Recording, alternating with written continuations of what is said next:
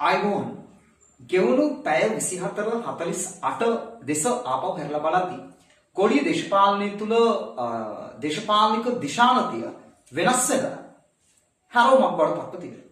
ඒ තමයි ඉරානයේ ඉරණම ලියෝමි ඇමරිකාව සහ ඊශ්‍රායලයේ බලාපොරොත්තු ඉරණමට ඉරානයේ පත් කරමින් යන සිදුවීමක් බවට පත් වෙනවා. විශේෂයෙන්ම ඉරානයේ ආධ්‍යාත්මික නායක අයතුල්ලා අලි කමේනි ඝාතනයත් සමග.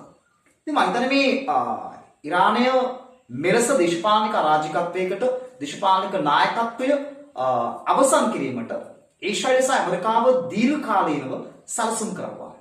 හැබැයි මේ අයතුල්ලා අලි කමේනිගේ ඝාතනය තුළ අපි දැක්කා ලෝකයේ තුල තියෙන ප්‍රබල කියන රටවල් වල තියෙන යුද තාක්ෂණය, තාක්ෂණික යුද්ධය, ඒ වගේම රහස් ඔත්තු සේවයේ තියෙන ප්‍රබලත්වය. ඉතින් මම මේ අවස්ථාවේ දකින මේ අයතුල්ලා අල් කමේනිගේ ඝාතනයේ පිටුපස ඇති ලෝක බලවතුන්ට ලෝකේ බලවත්යයි කියා ගන්න පිරිසට කිසිදා මිල කළ නොහැකි, කිසිදා සපුරාගත නොහැකි පණිවිඩයක් අයතුල්ලා අල් කමේනිගේ ඝාතනයත් එක්ක ලොවට හිමි කර දී තිබෙනවා. නැත්නම් ලොවට පසක් කර දී තිබෙනවා.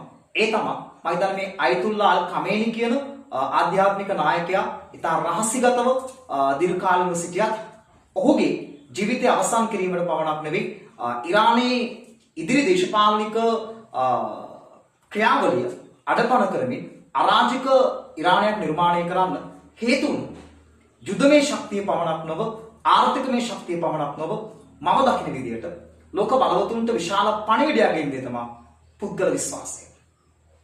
අයතුල්ලා අල් කමේනිගේ ඝාතනය පිටුපස අපි දකින්නේ ඒ කියන පුද්ගල විශ්වාසයේ තියෙන බිඳවැටීම කියන කාරණාව. මම හිතන්නේ ඒක අයතුල්ලා අල් කමේනිගේ ලෝකයේ විවිධ දේශපාලන නායකින් ඝාතනය වෙනවා, රස නායකින් ඝාතනය වෙනවා. මේ සියල්ල පිටුපස තියෙන්නේ කිසිදා කිසිවෙකුට සපුරාගත නොහැකි වූ ප්‍රබලම අවියක් වන පුද්ගල විශ්වාසය.